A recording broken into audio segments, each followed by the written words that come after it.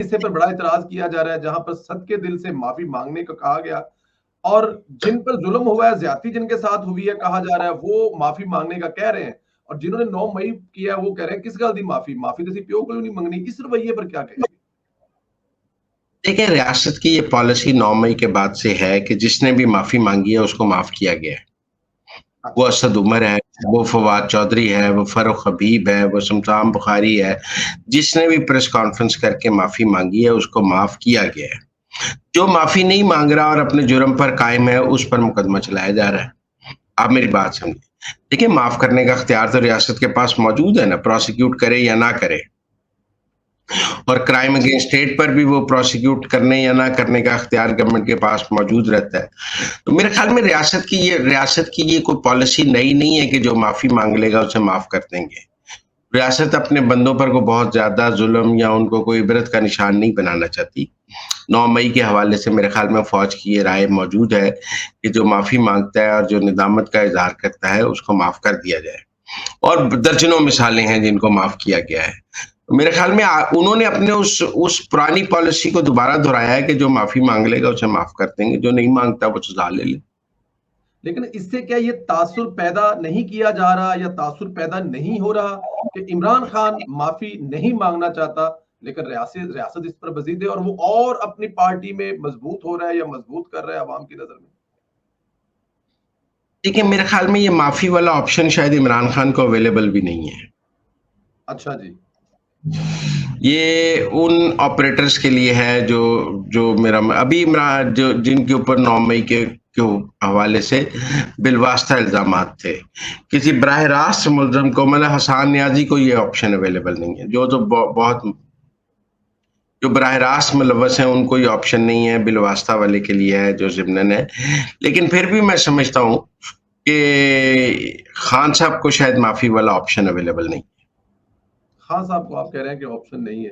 Sir, Gandapur के रवैये पर क्या कहेंगे? पहले वो मरकज से लड़ रहा था, अभी वो वहां पर जो गवर्नर आए हैं उनसे साथ लड़ाई कर रहा है, कह रहा है मैं गवर्नर होते कब्जा कर लूंगा, पेट्रोल के पैसे नहीं दूंगा, 2 कमरों तक महदूद कर दूंगा। तो क्या ऐसे 5 साल निकाल लेंगे गंडापुर साहब?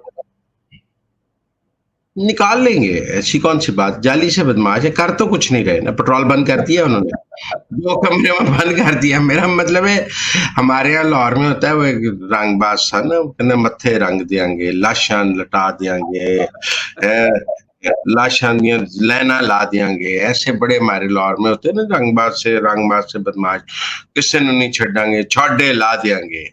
तो मोहल्ले में गंडापुर इज लाइक दिस। मेरा वाले करना क्या, कोर हेडक्वार्टर बजरिया पूरी कैबिनेट के साथ सजदा रेस थे कि हजूर बताएं कैसे चलानी है हुकूमत, हम आपके आगे सजदा रेस हैं।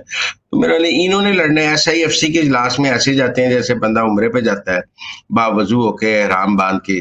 तो इन्होंने, मेरा मतलब है कि इन्होंने लड़ना है। छोड़ें आप, बस गुफ्तगू को एंजॉय किया करें संदेला साहब। कुछ चीजें फिल्म के अंदर, कुछ कैरेक्टर सिर्फ जो होते हैं वो आपकी तफरीह के लिए होते हैं, उनकी बातों को आपने सीरियस नहीं लेना। चले, एक करेक्टर और भी था, उसके पैरों के नीचे से जमीन खींच ली गई। शेर अफजल मरवत के साथ क्या हुआ? शेर अफजल मरवत जो है ना, वो अलीमा खान ग्रुप में थे, अच्छा। इसमें शिंदानी। अच्छा, ये 9 मई के बाद जो लोग बहुत ऊपर आए, जो अलीमा खान ने पार्टी टेक ओवर की, और जिन लोगों को देखे ना, ये गौहर यूब के मुखालिफ हैं, गंडापुर इनके मुखालिफ हैं, आप समझे। और ये अलीमा खान ग्रुप में थे। इसमें उमैर नियाजी साहब थे पंजाब से, वो भी मुकम्मल आउट हो गए हैं। शेर अफजल मरवत भी आउट हो गए हैं। तो अलीमा खान के जो लोग थे वो काफी हद तक आउट हो रहे हैं। एक तो इस लड़ाई को आप उस तनाजुर में जरूर देखें कि अलीमा खान को इमरान खान ने भी कहा है कि आप पार्टी में मुदाखलत ना करें, और उमैर नियाजी भी इसीलिए आउट हो गए हैं। और बहुत सारे पुराने लोग वापस भी आ रहे हैं PTI में, बिलखसूस पंजाब में, क्योंकि इमरान खान को बताया गया है कि PTI पंजाब बहुत कमजोर हो गई है। PTI KP में तो चलो चल पड़ी है, लेकिन PTI पंजाब में तो कोई भी नहीं है। कौन है पंजाब में? कोई लीडर ही नहीं है। लीडर ऑफ द ऑपोजिशन बनाने के लिए कोई बंदा नहीं है उनके पास पंजाब असेंबली में ऐसा जिसका कोई नाम हो। वो मियां असलम इकबाल साहब तो बहुत गारंटीज के साथ और बहुत जामनों को डालकर अपनी बेटी की शादी पर 3 घंटे के लिए आए थे और फिर वापस चले गए। हमाद अजहर भी गायब हैं। तो मेरे ख्याल में कुछ पंजाब की रीवैम्पिंग है। और शेर अफजल मरवत तो का तो कुछ और जा रहा है, लेकिन वो अलीमा खान ग्रुप की वजह से ये इसका शिकार हुए हैं। बिल्कुल ठीक है। तो क्या अब आउट हो जाएंगे? उनको तो पार्टी से आउट किया जा रहा है ऑलमोस्ट हर जगह से। नहीं, कानून के मुताबिक उनको एमएनए शिप से तो खत्म नहीं किया जा सकता। एमएनए को तो सिर्फ ये 2 बुनियादों पर निकाला जा सकता है। एक वो बजट पे पार्टी पॉलिसी के खिलाफ वोट दे, एक या अदम एतमाद या एतमाद के वोट में पार्टी। इन दो, अगर वो ये 2 वायलेशंस नहीं करते तो उनकी डी सीट तो नहीं हो सकते। डी सीट नहीं हो सकते, लेकिन मंजर से गायब हो सकते हैं, मेन स्ट्रीम से गायब हो सकते हैं। लेकिन क्या अपने तौर पर कोई रिएक्शन देंगे? उनकी जो तबीयत है, जिस तरह का वो मतलब उनका रवैया है, पार्टी को मेरा ख्याल है खामोश हो जाएंगे। नहीं, खामोश हो जाएंगे। खामोश हो जाएंगे। ठीक है सर, ये 6 जजों वाला मामला, जो खत का मामला है, वो कहां तक जाएगा? अब तक की क्या कहानी है और आगे क्या होने वाला है सर इसमें? देखिए, इसमें कुछ सुप्रीम कोर्ट के जजेस की ये राय है कि जो 6 जजेस ने कहा है उस पर इंक्वायरी की कोई जरूरत नहीं, और आप मनोवन उस पर यकीन करके उस पर ऑर्डर पास कर दें। और कुछ जजों की राय है कि ये जो उन्होंने कहा है उसकी तहकीक और तफ्तीश होनी चाहिए, सिर्फ उनके कहने पर तो यकीन नहीं किया जा सकता। जबकि कुछ जजों का राय है कि कोई तहकीक तफ्तीश की जरूरत नहीं, बस हमें ऑर्डर पास कर देना चाहिए एजेंसियों के खिलाफ और फौज के खिलाफ। फौज का भी मौकफ है कि आपने जो इल्जाम लगाया है आप उसकी तहकीक तफ्तीश करें, उसको साबित करें पहले। तो काजी फायज ईसा की राय तो यही है कि तहकीक तफ्तीश के बगैर बात आगे नहीं चल सकती। लेकिन मेरा ख्याल है कोई दरमियानी रास्ता निकलेगा जिसमें ऑर्डर भी होगा और कोई ऐसा ऑर्डर भी नहीं होगा जो बहुत होगा। कोई दरमियानी रास्ता निकालने की कोशिश की जाएगी। दरमियानी रास्ता निकालने की कोशिश की जाएगी, लेकिन सर चहमगाइयां होती हैं कि जो किसी दौर में मिलिट्री एस्टेब्लिशमेंट को ताकतवर कहा जाता था, आहिस्ता आहिस्ता ये अदलिया एस्टेब्लिशमेंट बनती जा रही है। इस बारे में क्या है कि मतलब कि मजबूत होते जा रहे हैं ताकत? जी, जुडिशियल एस्टेब्लिशमेंट मार्ज वजूद में आ चुकी है, और इस हकीकत से कोई इनकार नहीं कि पाकिस्तान में अब मिलिट्री एस्टेब्लिशमेंट के मुकाबले पे एक जुडिशियल एस्टेब्लिशमेंट मौजूद है। और ये जुडिशियल एस्टेब्लिशमेंट जो है, इसकी ये राय है कि मिलिट्री एस्टेब्लिशमेंट जो है वो हमारे जरिए अपने काम कराती है, हमें अपने काम कराने के लिए किसी की जरूरत नहीं है। हम तो ऑर्डर पास कर सकते हैं, हम जिसको सजा देना चाहें सजा दे सकते हैं, वजीर आजम निकाल सकते हैं, वजीर आजम रख सकते हैं, जो चाहें कर सकते हैं। तो मेरे ख्याल में ये मैं आपको एक बात बताता हूँ, एस्टेब्लिशमेंट की तारीफ ये है कि जो हुकूमत में ना होते हुए भी हुकूमत करना चाहे, उसको एस्टेब्लिशमेंट कहते हैं। ठीक है ना, जो पीछे से बैठ के। अब आप बताएं, जो लाहौर हाई कोर्ट के जज साहब ने ये बाइक्स पे ऑर्डर दिया है, वो जुडिशियल एस्टेब्लिशमेंट है ना, वो हुकूमत के काम में मुदाखलत है ना। बिल्कुल, ठीक है। जैसे एस्टेब्लिशमेंट हुकूमत के काम में मुदाखलत करती है और हुकूमत को हुकूमत नहीं करने देती और उसमें अपनी मर्जी डालती है, वैसे ही जुडिशरी भी, जुडिशियल एस्टेब्लिशमेंट भी अब हुकूमत को हुकूमत नहीं करने देती और बीच में अपना लुच डाल दिया। अब जज साहब की ये राय है कि लाहौर की नहर पे जो लाइटें लगाई गई हैं वो अच्छी नहीं थी। अब हो सकता है जज साहब का टेस्ट ऐसा हो कि उन्हें वो लाइटें, वो कलर्स पसंद ना आए हो, और हो सकता है गवर्नमेंट का टेस्ट ऐसा हो कि उन्हें वो लाइटें और वो कलर्स पसंद आए हो। लेकिन क्या जज साहब की मर्जी की लाइटें नहर पे लगेंगी या हुकूमत की मर्जी की लाइटें लगेंगी? ठीक है ना, ये इख्तियार पाकिस्तान की अवाम ने लाहौर हाई कोर्ट के जज को दिया है कि उसकी मर्जी की लाइटें लगाई जाए, या हुकूमत पंजाब को दिया है कि उसकी मर्जी की लाइटें लगाई जाएं। अगर आप लड़कों को बाइक्स देंगे तो वो कॉलेजों के सामने जाके लड़कियों को छेड़ेंगे, ये इख्तियार भी जज साहब के पास है या हुकूमत के पास है? तो मेरे ख्याल में जब जज हुकूमत के मामलात में इंटरफेयर करते हैं और जज हुकूमत करने की कोशिश करते हैं तो वो एस्टेब्लिशमेंट बन गए हैं। जब जजों के अंदर ये तासुर हो जाता है कि वो हुकूमत से मजबूत हैं और वो हुकूमत है।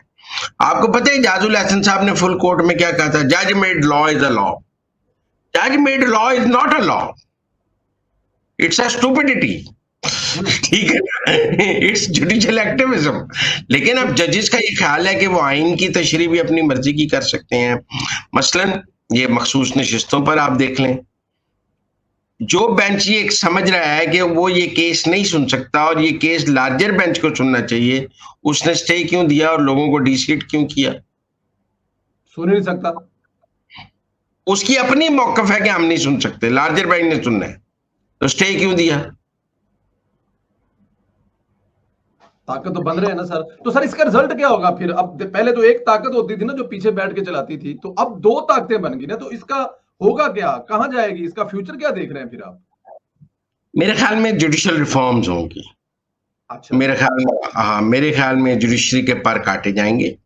देखो, फौज के पर काटने के लिए कानून साजी नहीं हो सकती, क्योंकि फौज जो भी कर रही होती है वो आइन कानून के दायरे में नहीं कर रही होती, छुप के कर रही होती है। जज तो सामने बैठ के ऑर्डर पास कर रहा है ना, और उसका ऑर्डर गलत है या सही है, उस पर पार्लियामेंट में बहस हो सकती है उसका, और जब पार्लियामेंट में तकरीर हो सकती है तो वो तौहीन अदालत नहीं कर सकता, कानून साजी हो सकती है, आइन साजी हो सकती है। मेरे ख्याल में पाकिस्तान की अदलिया हालात को इस नहज की तरफ लेके जा रही है कि पाकिस्तान में बड़े जुडिशियल रिफॉर्म्स की जरूरत है। राइट, बिल्कुल ठीक। पाकिस्तान पीपल्स पार्टी सर हुकूमत का हिस्सा बनने जा रही है, और अगर बनेगी तो क्या हुकूमत इससे मजबूत होगी, कमजोर होगी, फायदा होगा, नुकसान होगा, क्या होगा सर हिस्सा बनने से? मेरे ख्याल में मुस्लिम लीग नून को नहीं बनाना चाहिए उनको। अच्छा जी, बनाना, अपना हिस्सेदार नहीं बनाना चाहिए? नहीं, वजह सर क्यों? मेरी राय में मुस्लिम लीग नून को कहना चाहिए कि जो डील एक दफा हो गई है वो फाइनल है। आपने फैसला किया कि हम नहीं शामिल होंगे, आप नहीं शामिल हुए, तो हम आपके हर 3 महीने बाद मूड बदल जाए तो हम उसके जिम्मेदार तो नहीं है।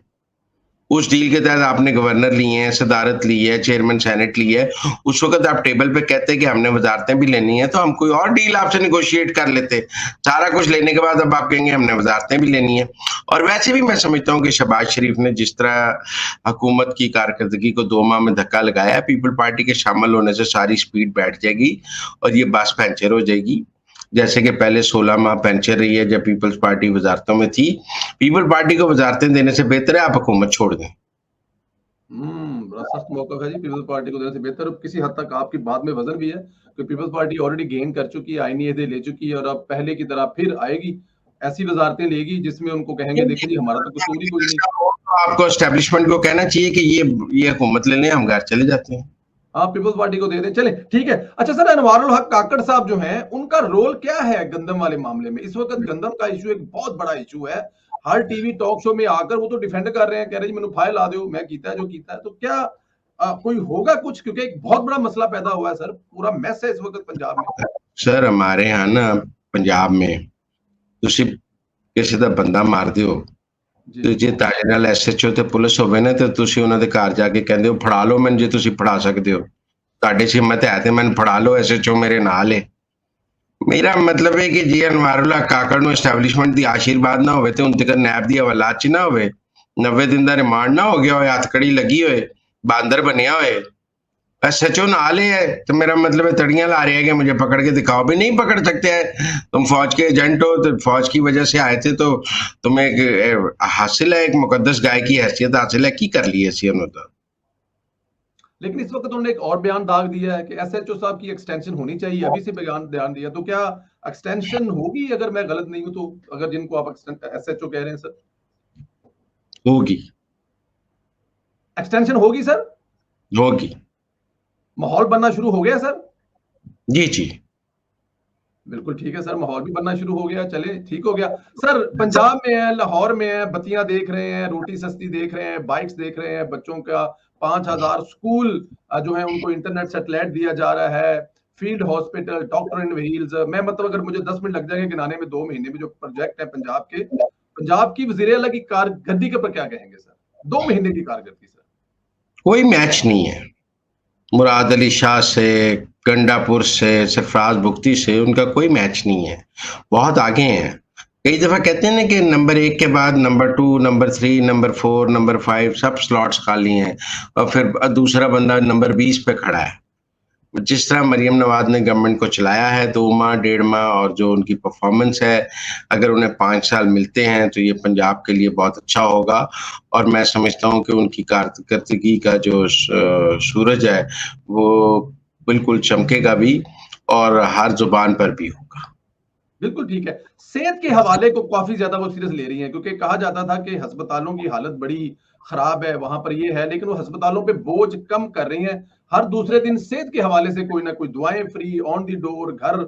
क्या ये 5 साल इसी पे करते रहे? हॉस्पिटल जो है वो 1 साल में एक्टिव कर रही हैं, जो कि कैंसर हॉस्पिटल होगा, तो क्या जो मसाइल सेहत के हैं 5 साल बाद हम लोग कुछ सुख का सांस लेंगे सर? यकीनन बहुत रिवैम्प हो जाएगा। अगर आप सेहत के शोबे में 5 साल काम करेंगे तो बहुत बेहतरी आ जाएगी, और मैं समझता हूँ होना भी चाहिए। और एक नहीं कई अस्पताल बनने चाहिए। मैं आपको एक मिसाल देता हूँ, मेरी वालदा को कैंसर हो गया, जी। तो एक टेस्ट है कैंसर का पेट स्कैन, ठीक। जिससे पूरे जिस्म में कहाँ कहाँ कैंसर है पूरे जिस्म का स्कैन है। आपको पता है हुकूमत पंजाब की पेट स्कैन की कोई मशीन ही नहीं है। ये मशीन सिर्फ शौकत खानम में है या इनमोल में है, और 50,000 रुपए का टेस्ट है। टाइम नहीं मिलता क्योंकि मशीन पंजाब गवर्नमेंट के किसी हॉस्पिटल में ये मशीन ही नहीं है। तो पंजाब को तो कैंसर हॉस्पिटल की कैंसर के टेस्टों की मशीनों की अशद जरूरत है, और जो लोग इसमें से गुजरते हैं उन्हें अंदाजा है कि इसकी कितनी जरूरत है। ये तो बनने चाहिए और बनने चाहिए। और बनने चाहिए। सऊदी वली अहद का दौरा सर कुछ लंबा हो गया है, आगे चला गया है, क्या वजह बनी सर? दौरे की कोई डेट तो आई नहीं थी। मतलब आप भी तो पीटीआई के प्रोपेगेंडे का संदल्ला सब शिकार ना हो जाया करें। आप पर भी उसका असर हो जाता है कि आपने मतलब कोई डेट अनाउंस हुई थी दौरे की? एक तो कोई ऑफिशियली डेट अनाउंस नहीं हुई थी, तो फिर आगे जाने का क्या सवाल हुआ? मतलब आगे जाने का तो तब सवाल है जब एक डेट अनाउंस हुई हो और वो फिर पोस्टपोन हो। तो आप बराए मेहरबानी बहुत ज्यादा पीटीआई के ट्रोलिंग को ना दिखा करें, फिर आपका उस पर असर हो जाता है। और दूसरा ये है कि मेरे ख्याल में वो एग्रीमेंट्स पे काम हो रहा है। हमारे बाबू बहुत नालायक हैं। जब सऊदी अरब वाले आए तो उनके साथ मैकेंजी और दुनिया की बेहतरीन कंसल्टेंट फर्म्स थी। उन्होंने आपकी फिजिबिलिटी फर्म रिपोर्ट्स उनके आगे रखी, उन्होंने उठा के उनमें से गलतियां निकाल दी। फिर हाँ, पाकिस्तान गवर्नमेंट ने भी सुना कोई इंटरनेशनल कंसल्टेंट्स हायर किए हैं, क्योंकि बिजनेस का मामला है। अब हम अपनी फिजिबिलिटीज और उन्हें पुट कर रहे हैं। मेरे ख्याल में और महीने में एग्रीमेंट्स हो जाएंगे, फिर वो आ जाएंगे। ठीक है, बिल्कुल ठीक है। ये असल बात एक दिन में तो हो नहीं सकते, बहुत तेजी से काम हो रहा है उसको। सर बिल्कुल ठीक है। सर चाइना पिछले दौरे हुकूमत में 2013 से लेके 18 तक हमारा सारा कुछ चाइना के सर पर था। इस दफा सारा कुछ हमारा सऊदी अरब के सर पे। क्या चाइना के साथ हमारे कुछ मामलात गड़बड़ हैं या वो भी वहां पर भी चल रही हैं चीजें? सी पैक का कम सुनते हैं हम आजकल। देखिए, सी पैक तो गवादर है ना बुनियादी तौर पे, आप समझें। और देखें ना, चाइनीज इंटरेस्ट तो गवादर में है, और बलूचिस्तान का लॉ एंड ऑर्डर चाइनीज की अभी भी जैसे असैसिनेशंस हुई हैं वो है, उस पर चाइनीज बहुत प्रिटर्ब्ड हैं। ऐसे माहौल में वो और नई इन्वेस्टमेंट कैसे लाएं? और मेरे ख्याल में जो चाइनीज पहले इन्वेस्टमेंट्स आई हैं उनकी रिपेट्रिएशन का भी बहुत इशू है। मुझे अभी कोई चाइनीज इन्वेस्टमेंट तो इतनी बड़ी नजर नहीं आती, लेकिन मेरे ख्याल में ये सऊदी अरब के बाद यूएई, कतर, इधर से इन्वेस्टमेंट्स आ जाएंगी, आईएमएफ का आ जाएगा, उसके बाद चाइना को देखा जाएगा। उसके बाद अभी चाइना हमारे पास प्रायोरिटी में नहीं है। चाइना अभी इस पार्टी में बिल्कुल नहीं है। अच्छा, आखिर में सर ये भी बता दें कि मियां नवाज शरीफ साहब को दोबारा पार्टी सदारत संभालने के लिए कहा जा रहा है। उनकी पार्टी इस पे जोर डाल रही है, इस पर क्या फरमाएंगे? क्या मियां साहब पार्टी संभाल लेंगे तो कुछ फर्क तब्दील होगा? क्या क्या इससे फर्क पड़ेगा? क्योंकि इलेक्शन तो 5 साल बाद है। नून लीग की तो एक वतीरा है कि ये 6 महीने पहले, 3 महीने पहले एक्टिव होते हैं पार्टी को लेकर। मेरे ख्याल में नवाज शरीफ का एक गैप है पाकिस्तान की पॉलिटिक्स में। कुछ अरसा वो बाहर रहे हैं, कुछ अरसा जेल में रहे हैं, और जिसकी वजह से वो एक्टिव एक दौर में नवाज शरीफ का ना हर जिले तहसील में बहुत राब्ता था, पर्सनल कनेक्शंस थे हर जगह के एमपीए एमएनए के साथ, और बहुत वजहदारी मिलनसार। तो उसका एक गैप आया। मेरे ख्याल में नवाज शरीफ को पार्टी की सदारत लेनी चाहिए। मुस्लिम लीग नून को तमाम पंजाब पाकिस्तान में मुतहरक भी करना चाहिए और तंजीम साजी भी करनी चाहिए, और इसे 2029 के इलेक्शंस के लिए तैयार भी करना चाहिए। इलेक्शन के लिए तैयार भी करना चाहिए, बिल्कुल ठीक है। थैंक यू अभी वेरी मच सर। पंजाब में बल्दियाती इंतखाबात आ जाएंगे और 6 महीने से तक, उसके लिए भी तो पार्टी को तैयार करना है। तो मेरे ख्याल में नवाज शरीफ को एक्टिव रोल प्ले करना चाहिए, उन्हें इस तरह आराम से खामोश नहीं बैठना चाहिए। तो बलदियाती इंतखाबात होंगे सर? पाकिस्तान तहरीक इंसाफ तो सर आपको पता है जिस तरह प्रोपेगेंडा पे करके इस वक्त अपने आप को टॉप पर बताती है, तो क्या अफोर्ड करेंगे इस वक्त